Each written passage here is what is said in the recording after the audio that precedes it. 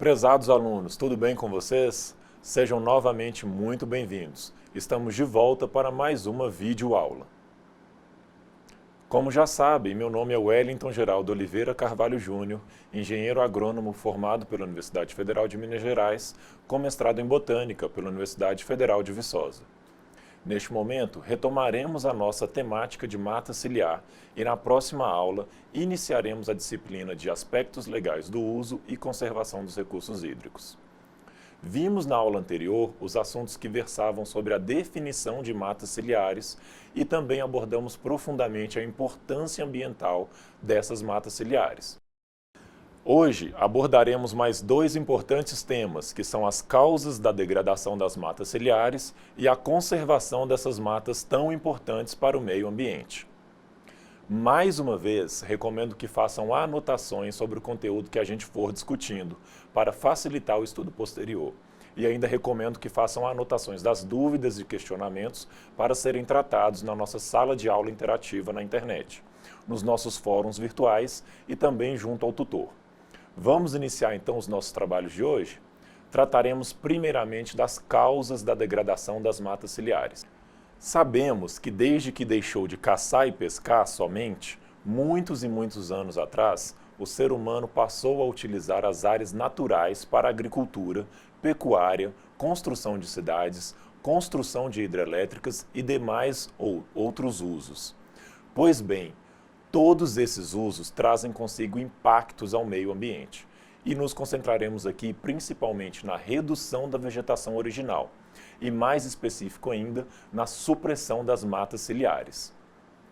Este processo de eliminação das florestas resultou e ainda resulta em um conjunto de problemas ambientais, como a extinção de várias espécies da fauna e da flora, as mudanças climáticas locais, a erosão dos solos e o assoreamento dos cursos d'água, como abordamos na aula anterior. Muitas cidades foram e ainda são formadas e crescem às margens de rios, após a eliminação de todo tipo de vegetação ciliar, e muitas acabam pagando um preço alto por isso, por meio das inundações constantes que vemos nos noticiários cotidianamente. Já repararam que as notícias sempre são assim?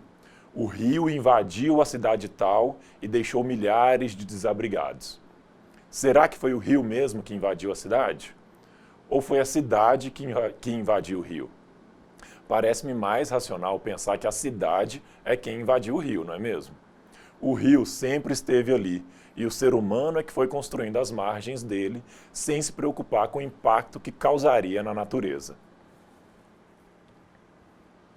Vamos analisar essa notícia que diz que o rio Tietê, em Itapetininga, no estado de São Paulo, subiu e alagou um estádio de futebol.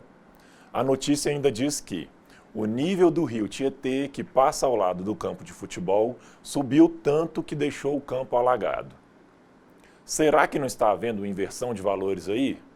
O rio que passa ao lado do campo de futebol ou o campo de futebol que foi construído ao lado do rio, devastando a mata ciliar que ali estava? Por natureza, pessoal, e como vimos na aula passada, essa área é passível de inundação. Ali deveria ter uma faixa de mata ciliar expressiva protegendo o rio. Não cabe ao homem agora chegar construindo nessa área e depois vir reclamar que o rio subiu e destruiu tudo. Foi o homem quem destruiu. Reparem agora essa imagem aérea do local. Não fica nítido que o desenvolvimento da cidade ao longo do rio é totalmente inapropriado? Vejam o campo de futebol onde está. No máximo 5 metros de vegetação ciliar restam ali separando o campo de futebol do rio. Isso é muito pouco, totalmente insuficiente para a manutenção adequada do curso d'água e da flora e da fauna associadas a ele. Ouçam outro trecho da notícia. Além do estádio, várias vias da cidade ficaram interditadas. Ainda de acordo com a Guarda Civil Municipal, a Avenida Francisco Costa, uma das principais da cidade, está parcialmente fechada. Uma empresa avícola instalada no local também precisou ser fechada por conta da enchente. Viram só? Não somente o estádio está em área onde deveria estar a mata ciliar, mas também ruas, avenidas e até mesmo indústria. Deste modo, as matas ciliares são áreas diretamente afetadas na construção de cidades e de hidrelétricas, e também quando pensamos na abertura de estradas, na implantação de culturas agrícolas e de pastagens, e ainda quando representam obstáculos de acesso ao gado, ao curso d'água, e o homem simplesmente suprime toda essa vegetação ciliar para obtenção de êxito nessas atividades. Este processo de degradação das matas ciliares, além de desrespeitar a legislação que torna obrigatória a preservação das mesmas, como veremos na segunda parte dessa disciplina, em que trataremos dos aspectos legais dos recursos hídricos, resulta em vários problemas ambientais. Nós já vimos na aula passada que as matas ciliares funcionam como filtros, retendo defensivos agrícolas, poluentes e sedimentos que seriam transportados para o curso d'água, afetando diretamente a quantidade e a qualidade da água e, consequentemente, a fauna aquática e a população humana. Vimos também que elas exercem a proteção do solo contra os processos erosivos e que são importantes como corredores ecológicos, ligando florestas e facilitando o deslocamento de animais silvestres. Em muitas matas ciliares, o processo de degradação é antigo, tendo iniciado com desmatamento para a transformação da área em campo de cultivo ou pastagem, e também para o crescimento das cidades, como pontuei agora há pouco com vocês. Com o passar do tempo e dependendo da intensidade de uso, a degradação pode ser agravada por meio da redução da fertilidade do solo, pela exportação de nutrientes pelas culturas e ou pela prática da queima de restos vegetais e de pastagens, da compactação e da erosão do solo, pelo pisoteio do gado e pelo trânsito de máquinas agrícolas. Vamos listar então quais são as causas da degradação das matas ciliares?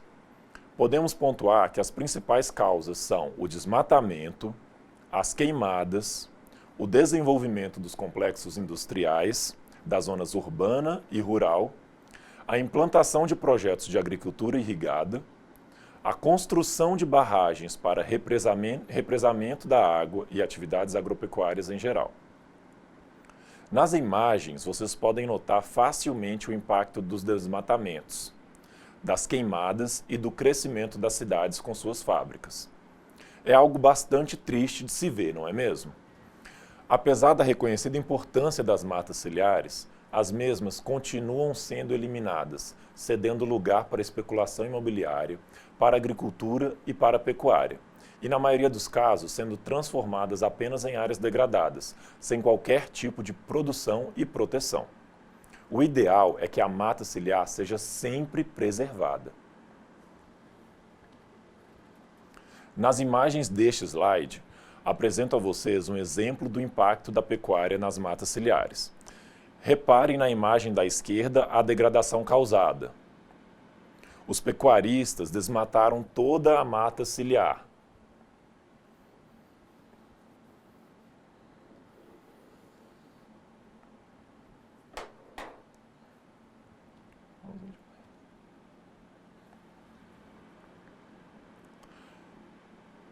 Tentando aproveitar de maneira totalmente irresponsável a extensão de sua área produtiva. Notem na outra figura, a da direita, a área que deveria estar coberta pela vegetação ciliar original. Fica claro o desrespeito ao meio ambiente e a falta de consciência dos proprietários dessas fazendas, não fica? Será que eles acreditam que o rio que por ali passa será eterno mesmo com tamanho desrespeito? Como eu disse, eles certamente não possuem a mínima consciência ecológica necessária para a manutenção de seus próprios empreendimentos, pois do modo como está, não há sustentabilidade, e em poucos anos este rio poderá ser assoreado e desaparecer. Sem contar no impacto já causado a todas as espécies da fauna e da flora que ali existiam. Mais uma vez, reforço a necessidade da conscientização de vocês, futuros profissionais que atuarão na gestão e uso dos recursos hídricos. A responsabilidade de criação de consciência e também de fiscalizar e ajudar a punir os que cometem tamanha afronta ao meio ambiente é de todos nós. E devemos atuar para que este exemplo não mais se repita. É para isso que aqui estamos discutindo toda essa temática, para ajudar a formar cidadãos cada vez mais conscientes e assim promovermos o desenvolvimento sustentável, aliando o crescimento econômico ao respeito mínimo às condições ambientais e sociais. Infelizmente, no entanto, continuamos a ter que lidar e ainda a presenciar ações que vão contra a conservação das matas ciliares e demais áreas de preservação permanente. Temos então que estudar e nos tornar bastante conscientes sobre os efeitos que a redução drástica ou a eliminação das matas ciliares trazem ao meio ambiente. Assim, traçaremos a relação causa e consequência necessária para aumentar nosso nível de consciência sobre a questão. A causa, então, é a eliminação das matas ciliares, e as consequências são as que listarei agora para vocês. Vejamos que os principais efeitos da eliminação da mata ciliar são o assoreamento dos cursos d'água. No Brasil, os principais cursos d'água que sofrem com assoreamento são os córregos e os rios, que, como sabemos e já vimos, inclusive nesses nossos encontros, sofrem com o crescimento das cidades em torno deles e com o desenvolvimento das atividades agropecuárias. Temos também deslocamento e desaparecimento de nascentes. Com o aumento da destruição das matas ciliares em torno das nascentes, acontece de muitas delas se deslocarem, ou seja, deixam de aflorar no local original onde existiam e passam a aflorar em outro, mais abaixo na maioria das vezes. Isso quando não acontece o pior, que é a extinção mesmo das nascentes, tendo a grave consequência de desaparecimento de rios. Temos ainda comprometimento da fauna e flora aquática e terrestre.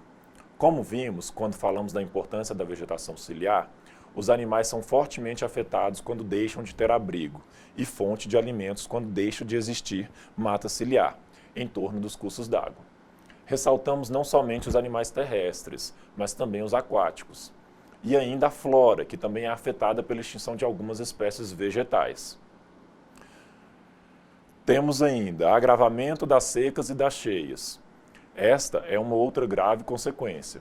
Com o acirramento das situações de seca e de cheia, com as quais passamos a conviver cada dia mais, nós, seres humanos, deixamos de contabilizar nossa culpa e atribuímos essa culpa, na maioria das vezes, a fatores externos, sem considerar o impacto de nossas ações nesses fatores. A destruição das matas ciliares contribui fortemente nesses fatores externos, pois acabam interferindo na permanência dos rios. E por último listado aí, temos o escoamento direto de resíduos de agrotóxicos das áreas agrícolas mais elevadas diretamente para a água. Também já discutimos que as matas ciliares têm o poder de barrar o avanço de poluentes em direção aos rios. Então fica claro que caso elas sejam degradadas, todos os poluentes advindos da agricultura chegarão muito mais facilmente aos cursos d'água, promovendo poluição, eutrofização, inviabilizando seu uso pelos seres humanos e desequilibrando todo o meio ambiente.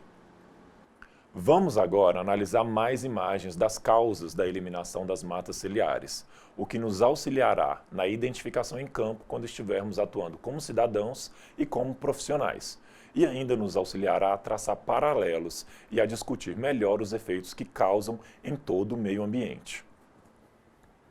Apresento 4 exemplos: o desmatamento, as queimadas, o avanço das cidades e de seus distritos industriais e ainda, representando as atividades agropecuárias, escolhi os projetos de irrigação não controlados. O desmatamento ocorre com frequência, e isso infelizmente sabemos. Mas vejam que ele atinge até a borda dos rios e demais cursos d'água. Não houve preocupação alguma com conservação da mata ciliar na imagem acima e à esquerda. Notem que cenário catastrófico. Ao lado, notamos queimadas, também às margens de um córrego. À semelhança do desmatamento, observem como a área fica degradada.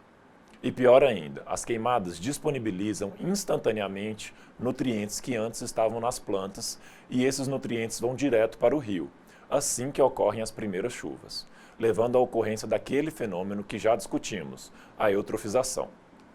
Vejam as cinzas das plantas dispostas na área. Abaixo e à esquerda, notamos o crescimento das cidades e de seus complexos industriais. Além de a mata ciliar ter sido desmatada, ainda houve a compactação do terreno, às margens do rio. Só resta a poluição. E ao lado, temos uma visão aérea de um projeto de irrigação. Os círculos nesta imagem são áreas irrigadas por pivôs centrais, um dos métodos atuais muito utilizados em grandes áreas. Observem que há vários deles que foram instalados bem ao lado do rio, não respeitando a largura mínima exigida por lei para a manutenção de mata ciliar. Exemplos como esses são causas para a degradação das matas ciliares e demonstram claramente o desrespeito com o meio ambiente e com o conceito de desenvolvimento sustentável. Bem, após discutir com vocês desde a nossa primeira aula o conceito de mata ciliar, a importância desempenhada por essa formação vegetal e também, como vimos hoje, os impactos que temos no meio ambiente, caso ela não esteja presente, abordaremos a partir de agora o tema sobre a conservação das matas ciliares. Aproveitando essa nossa oportunidade de discutir profundamente essa temática, quero traçar um paralelo, uma relação ao discutido recentemente na 21ª Conferência do Clima, a chamada COP21, que foi realizada e finalizada em novembro e dezembro de 2015 em Paris, na França. Nessa ocasião, representantes de 195 países ratificaram, ou seja, assinaram um documento denominado Acordo de Paris. Neste documento, há o compromisso de organizar estratégias para limitar o aumento médio da temperatura da Terra a 1,5 graus até 2100. Mas como isso será executado? Como conseguiremos frear o aquecimento global? Para que esses objetivos de redução da temperatura terrestre sejam atingidos, os líderes mundiais propuseram a obtenção de um balanço entre emissões e remoções dos gases do efeito estufa. Na prática, isso significa ter emissões líquidas zero, ou seja, tudo que continuar sendo emitido de gases do efeito estufa tem que ser retirado da atmosfera de algum modo, seja com florestas ou com outros mecanismos de captura de carbono. Aí é que entram ações ligadas à preservação e recomposição das nossas florestas, e dentre elas, as nossas matas ciliares, que além de imobilizarem carbono, por ser este um componente básico das plantas, ainda possuem papel decisivo na conservação dos rios e demais corpos d'água, como vimos no tópico sobre a importância ambiental das matas ciliares. Para vocês compreenderem melhor, de acordo com o Observatório do Código Florestal, que é uma congregação de 7 instituições da sociedade civil brasileira, responsável por monitorar a aplicação do Código Florestal, a conversão da vegetação nativa em plantações e em pasto é a maior fonte de gases do efeito estufa no Brasil. Ou seja, no Brasil, não é a indústria quem mais emite gases do efeito estufa, e sim a derrubada de mata nativa. Percebam a importância, então, de não desmatarmos e de, ao mesmo tempo, conservar e recuperar as matas que ainda temos. Mas como podemos recuperar e conservar as matas ciliares que já foram degradadas? Será que ainda é possível? Posso dizer a vocês que há diversos exemplos de como se promover a recuperação e conservação de matas ciliares. Já há muitos governos preocupados com essa questão, pois se trata do que também já discutimos, que é a sustentabilidade. Muitos governos se preocupam, pois sabem que se algo não for feito desde já, os impactos serão cada vez maiores no futuro.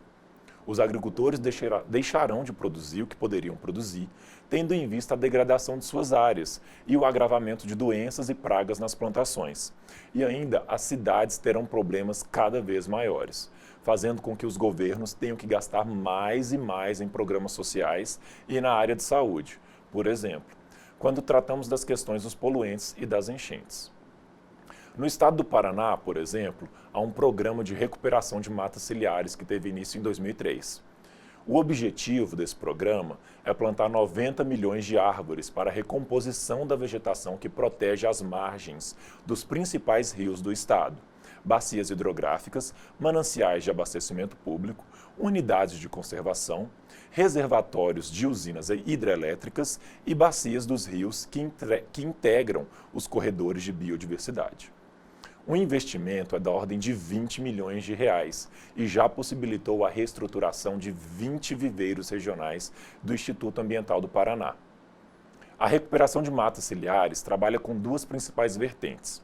A primeira é a recomposição da mata ciliar, através do plantio de mudas de espécies nativas. E a segunda é o isolamento ou abandono, como alguns dizem, de áreas para que a vegetação se recomponha naturalmente. Neste programa, o Estado do Paraná estruturou viveiros para a produção e destinação das mudas de espécies vegetais nativas. E os proprietários das áreas degradadas se cadastram e recebem as mudas, bem como orientação ao reflorestamento. Também é incentivado o isolamento de áreas de matas ciliares degradadas.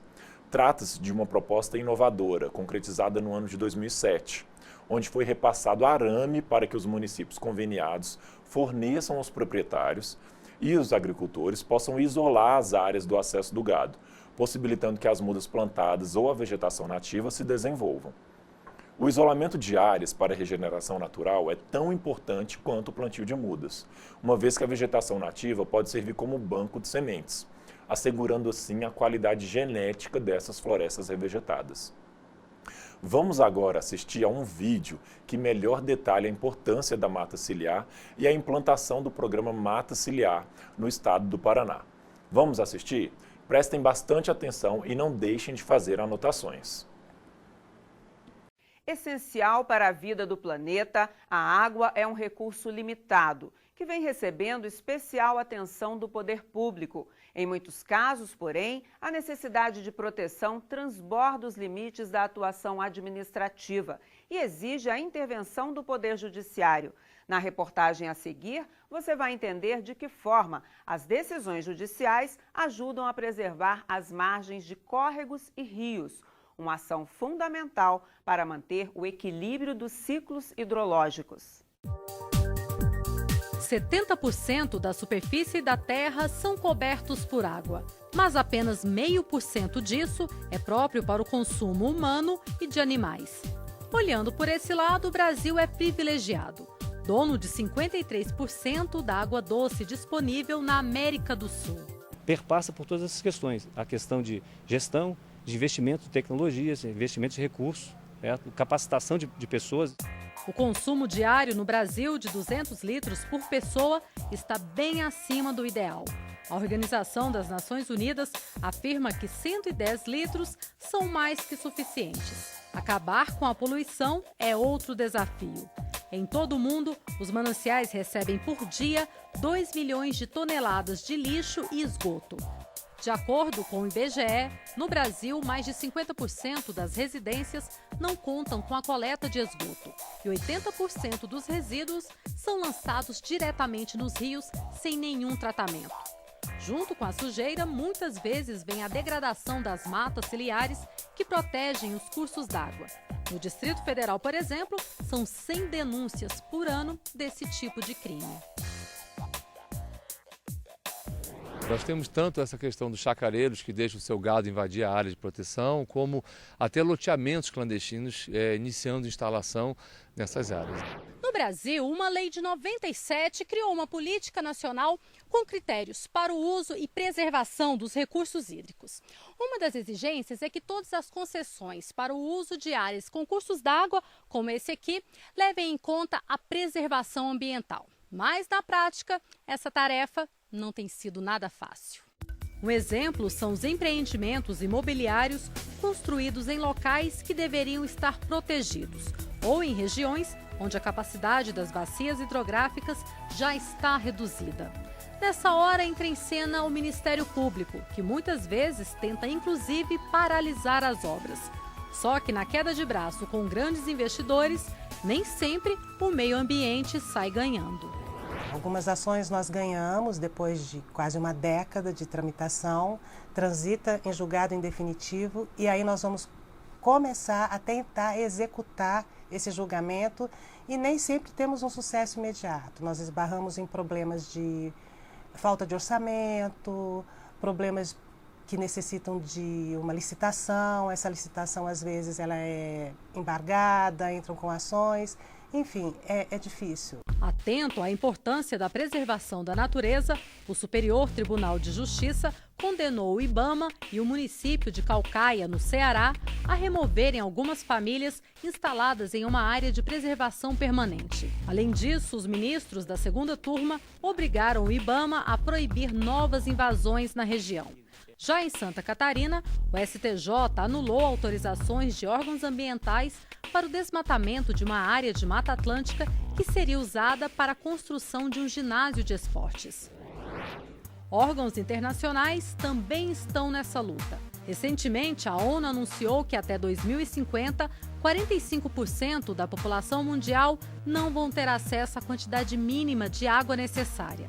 O alerta provocou uma corrida das autoridades mundiais para intensificar as ações de proteção aos mananciais. Uma das iniciativas da Agência Nacional de Águas foi buscar parcerias com produtores rurais. Para cada hectare de terra preservado por ano em áreas com pouca água, a agência paga em média R$ 160 aos agricultores. O produtor recebe proporcionalmente, né, ao benefício que ele traz para a bacia, e nós medimos isso lá na água, tá certo? Quanto mais ele contribui, mais ele recebe. Então ele fica motivado a fazer esse tipo de trabalho e a sociedade se sente mais confortável por ter água para utilizar nas suas necessidades. Alternativas individuais também têm dado bons resultados. Entre elas, o aproveitamento da água da chuva. Esta fazenda, a 23 quilômetros de Brasília, armazena cerca de 300 mil litros no período chuvoso. Volume suficiente para abastecer toda a propriedade durante um ano. E vocês se lembram do esgoto lançado nos rios mostrado no início desta reportagem? Pois é, aqui todos os resíduos que saem dos canos vão direto para o subsolo e viram adubo. Em cima está uma plantação de bananas. É um jardim que está permanentemente sendo irrigado, né, e fertilizado com o que vem do banheiro. Então, em vez da gente ter um problema, a gente tem uma solução. O nosso esgoto, ele é um jardim produtivo. E como resultado final, em vez de eu ter poluição, eu tenho a melhor banana aqui da nossa chácara, né, as melhores folhas de taioba, enfim, é um ambiente produtivo. Se não bastasse, ainda há o desperdício, que corre ladeira abaixo. A tecnologia tem sido bastante utilizada nesse combate ao desperdício, mas atitudes simples do dia a dia, como por exemplo, desligar a torneira enquanto se lava a louça ou então enquanto se esfrega uma roupa, podem fazer a diferença. E olha que estamos dentro de uma propriedade rural e água aqui não falta. Quem impõe limites é seu Evaldo. Desse pequeno córrego, a família tira água para o consumo da casa e para a irrigação da roça. E nada de desmatar nestas margens. Ensinamentos passados de geração para geração. O agricultor ensina a neta uma matemática que aprendeu ainda pequeno. A gente procura economizar o máximo, nem tudo. É na torneira, é no chuveiro. O planeta tá ficando escasso mesmo de água, né? E cada dia que passa o consumo aumenta mais. Então tem que economizar, todo mundo tem que fazer a parte, né?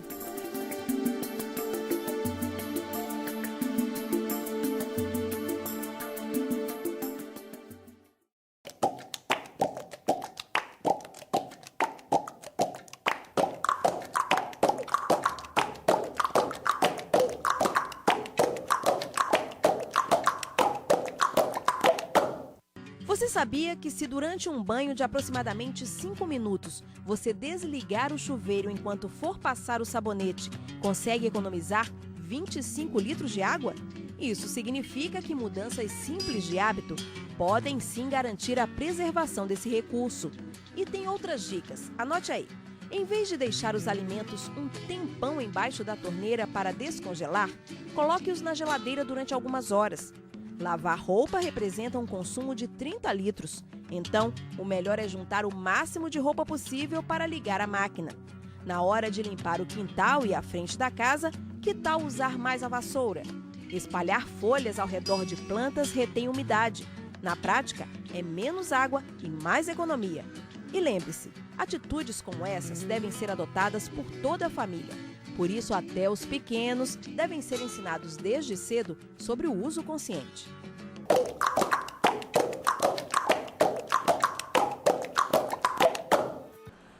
Vocês viram então neste vídeo um resumo do conceito e da importância da mata ciliar e viram em detalhes como se dá a execução de um programa exemplar de recuperação e conservação das matas ciliares. Espero que sirva de inspiração para vocês quando estiverem atuando como profissionais, mas que também já sirva de inspiração no seu cotidiano como cidadão. Dando prosseguimento aos nossos estudos, quero então detalhar com vocês algumas técnicas que podem ser aplicadas na conservação e na recuperação de matas ciliares. Apesar dos avanços obtidos nos últimos anos, muitos modelos de restauração florestal concebidos ainda estão limitados ao âmbito teórico, com a aplicabilidade real restringida, muitas vezes, pelos altos custos de implantação e manutenção, sendo necessário maior envolvimento da pesquisa científica no desenvolvimento de tecnologias que possam ser cada vez mais baratas e acessíveis. No entanto, poderemos ver que existem alguns modelos de recuperação florestal um tanto quanto simples, com aplicação real já testada e comprovada. Antes de conhecermos algumas técnicas de recuperação, quero apresentar a vocês algumas premissas básicas, às quais devemos nos ater antes de iniciar um projeto de restauração.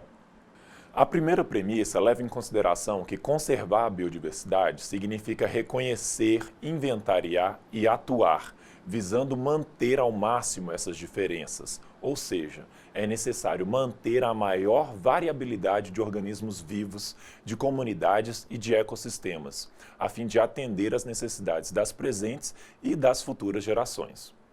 Uma segunda premissa estabelecida é que não é possível iniciar um processo de restauração ou recuperação florestal em áreas degradadas sem antes considerar se as espécies a serem plantadas são de ocorrência regional. Ser consciente sobre as causas da degradação e conhecer os processos de sucessão natural. Precisamos considerar como terceira premissa que os modelos atuais e as tendências para se recuperar uma área degradada, conservando a biodiversidade, devem ser implementados a partir de um conjunto de técnicas experimentais, replicáveis e embasadas em processos ecológicos, que considerem também os aspectos socioeconômicos. Ou seja, é preciso levar em conta, antes de indicar algum método, todos os aspectos que podem garantir a sua viabilidade, não se esquecendo de incluir as populações locais nas discussões e no planejamento. Por último, precisamos pontuar que o Estado, ou seja, os governos, devem atuar como indutor de políticas públicas para o setor de reflorestamento, visando a conservação da biodiversidade, além de fornecer informações e ferramentas adequadas ao processo de restauração florestal. Isso foi o que vimos no exemplo do vídeo sobre o projeto Mata Ciliar no estado do Paraná, de modo que o Estado é quem tomou a frente da organização e execução do projeto, conclamando parceiros e a sociedade para atuarem em conjunto. Vamos ver agora, então, alguns métodos e técnicas para recuperarmos e conservarmos áreas degradadas? Dentre as técnicas de recuperação das matas ciliares, talvez a mais simples que temos é a regeneração natural.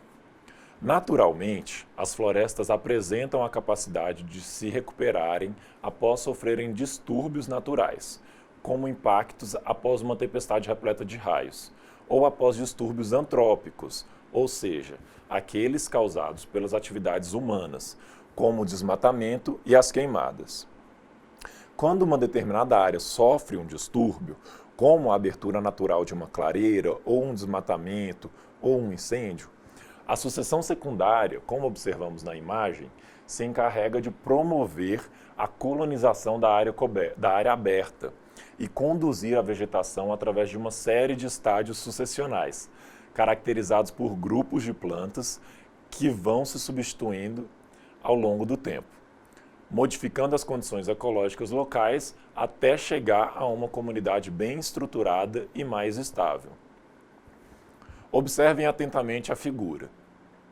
A sucessão secundária depende de uma série de fatores, como a presença de vegetação remanescente, o banco de sementes no solo, a rebrota de espécies arbustivo-arbóreas, como vemos na parte A da figura, a proximidade de fontes de sementes e a intensidade e a duração do distúrbio.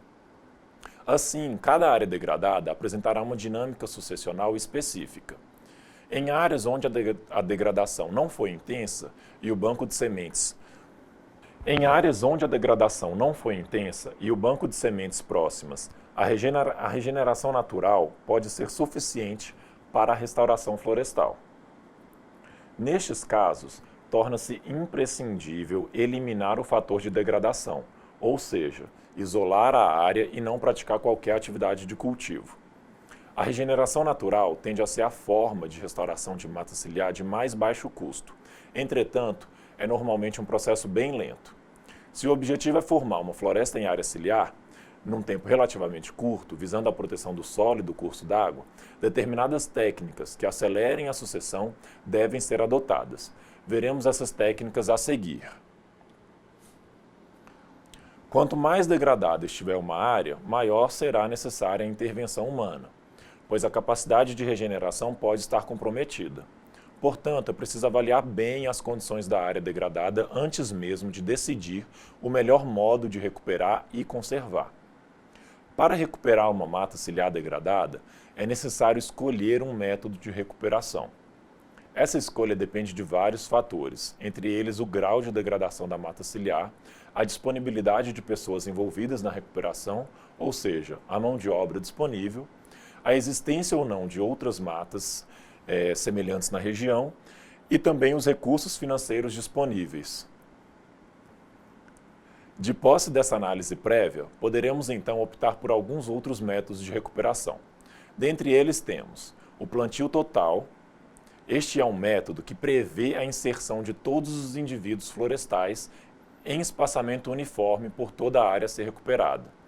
Ele é usado quando o grau de degradação da área é muito alto e não há condições de a área se recuperar sozinha. Vejam na imagem à esquerda um exemplo.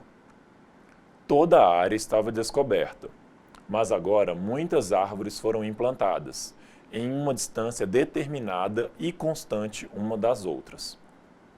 Temos também o que chamamos de enriquecimento, que nada mais é do que o plantio de algumas espécies vegetais com o objetivo de aumentar a diversidade das espécies pré-existentes. Reparem na imagem à direita que já havia muitas árvores nessa área, mas foi necessário enriquecer com mais espécies, para que toda a área possa ser recuperada. Pode-se também fazer a transposição de solo, que é uma técnica que consiste no transporte de uma camada superficial de solo de um local com mata nativa para a área degradada. Assim, as sementes que estão naquela camada de solo germinarão e ajudarão na recomposição da mata. Não falamos ainda algo um tanto quanto óbvio, mas é muito relevante frisarmos a necessidade de cercamento e isolamento das áreas a serem recuperadas, para que não ocorra o acesso de animais que poderiam pisotear e se alimentar das plantas recém-implantadas, o que inviabilizaria todo o esforço inicial da recuperação da área. É possível notar aqui, nessa imagem à esquerda, a existência de cerca isolando a área em recuperação. Nos próximos slides, veremos um exemplo de recuperação de mata ciliar, que foi executado no Rio do Peixe, no estado de Santa Catarina. Este trabalho foi feito pela instituição Sopasta. Vejam quais problemas a bacia hidrográfica do rio já estava sofrendo pela ausência ou deficiência da mata ciliar. O aumento das pragas nas lavouras, a escassez de água, a erosão e assoreamento, o desequilíbrio climático e a redução da atividade pesqueira. Todos esses problemas já abordamos na nossa aula passada, lembram? Todos eles causam um grande desequilíbrio e perdas para o meio ambiente, incluindo as atividades humanas. Todos são afetados. Consciente sobre os problemas, o pessoal pensou então nos métodos que poderiam utilizar e decidiram que, a depender do estado de degradação de cada área, poderiam executar a transposição de solo, a regeneração natural e o plantio de mudas. Vejam nas ilustrações como foi feito. Então, primeiro eles pegaram uma parte do solo que estava em uma área com mata nativa e transpuseram para a área degradada. Então, eles fizeram a transposição do solo. Depois, eles cercaram, vejam na imagem do meio, eles cercaram a área e deixaram que a regeneração natural ocorresse. Ou seja, todo o banco de sementes que estava ali naquela área, as sementes puderam germinar e regenerar naturalmente a vegetação existente ali. Mas, além disso, além da regeneração natural, eles fizeram um plantio de mudas. Então, lembra que a gente falou de enriquecimento? Eles fizeram regeneração natural, plantio de mudas e enriqueceram dessa forma a área que estava degradada, através do plantio de mudas.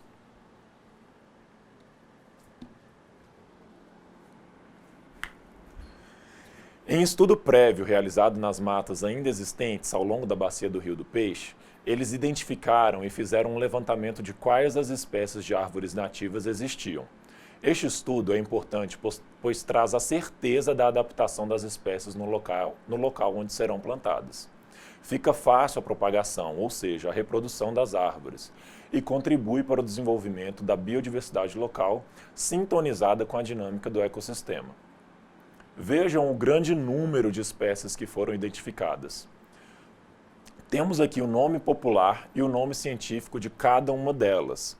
Olhem só, aqui é somente um exemplo do número de espécies que tinha na vegetação nativa ali ao lado da área degradada. Várias espécies, nomes populares ali, angico, araçá, araucária, araticum, canela, cedro, cereja. Então, todas essas espécies vegetais, elas já ocorriam na área.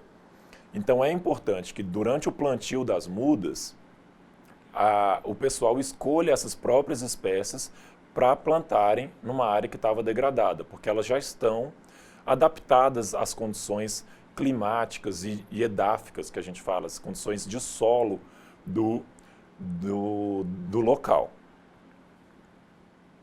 O pessoal envolvido nessa recuperação pôde então escolher quais espécies plantariam, e o ideal é que plantassem quase todas elas, a fim de resgatar toda a biodiversidade que ali existia. As etapas do projeto então foram estabelecidas, sendo elas ali, em primeiro lugar, a conscientização da população.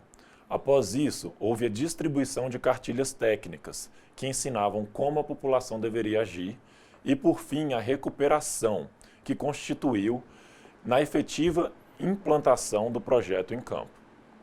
Sem que as pessoas estivessem conscientizadas, jamais o projeto teria êxito. O envolvimento de todos é fundamental para se obter o sucesso. Pessoal, temos então, em resumo, que a mata ciliar possui grande importância no contexto ambiental. Reduz a erosão e o assoreamento dos rios, deixa a água mais limpa, facilita a vida aquática, serve de abrigo a inúmeras espécies da fauna, e vimos também que a ausência da mata ciliar faz com que a água da chuva escoe sobre a superfície, não permitindo sua infiltração e armazenamento no lençol freático. Com isso, reduzem-se as nascentes, os córregos, os rios e os riachos. Vimos também ao longo das aulas que os cursos d'água e suas matas ciliares são indissociáveis. A vegetação, por ser diretamente relacionada à permeabilidade dos solos, é determinante para a regularidade da vazão dos rios. É necessário que as autoridades responsáveis pela conservação ambiental adotem uma postura rígida, no sentido de preservarem as florestas ciliares que ainda restam, e que os produtores rurais e a população em geral seja conscientizada sobre a importância da conservação dessa vegetação. É necessário que as autoridades responsáveis pela conservação ambiental adotem uma postura rígida, no sentido de preservarem as florestas ciliares que ainda restam, e que os produtores rurais e a população em geral seja conscientizada sobre a importância da conservação dessa vegetação e, de fato, atuem na preservação delas. Espero que tenha ficado claro que as matas ciliares exercem importante papel na proteção dos cursos d'água e, em muitos casos, se constituem nos únicos remanescentes florestais das propriedades rurais, sendo, portanto, essenciais para a conservação da biodiversidade. Essas peculiaridades conferem às matas ciliares um grande aparato de leis, decretos e resoluções, visando sua preservação. Este assunto será abordado por nós nas próximas aulas. Conto com o empenho, presença e a participação de vocês. Para facilitar o entendimento de tudo o que vimos, vamos resumir então rapidamente o que foi visto nessa videoaula? Vimos as principais causas da degradação das matas ciliares e dentre elas podemos destacar o desmatamento, as queimadas, o desenvolvimento das cidades e de seus complexos industriais, a implantação de projetos de agricultura irrigada, a construção de barragens e as atividades agropecuárias em geral. Estudamos mais a fundo quais as consequências que a eliminação das matas ciliares trazem ao meio ambiente. Vamos relembrar quais são? O assoreamento dos cursos d'água, o deslocamento e o desaparecimento de nascentes, o comprometimento da fauna e da flora aquáticas e terrestres, o agravamento das secas e das cheias e ainda o escoamento direto de poluentes aos rios. Tratamos da importância de se conservar e de se recuperar as matas ciliares e os métodos que podemos lançar mão para atingir esse objetivo. Com mais este importante conteúdo, chegamos ao fim da nossa segunda videoaula. Para finalizar, gostaria mais uma vez de sugerir a vocês que aproveitem o material de apoio disponibilizado. Ele é a nossa fonte de consulta e estudo para que todo o conteúdo possa ser fixado. Vocês agora terão atividades a serem desenvolvidas com o apoio do tutor que está aí com vocês. Gostaria de agradecer pela atenção e desejo sucesso nos próximos passos que propomos nessa disciplina. Fico por aqui. Até a próxima aula.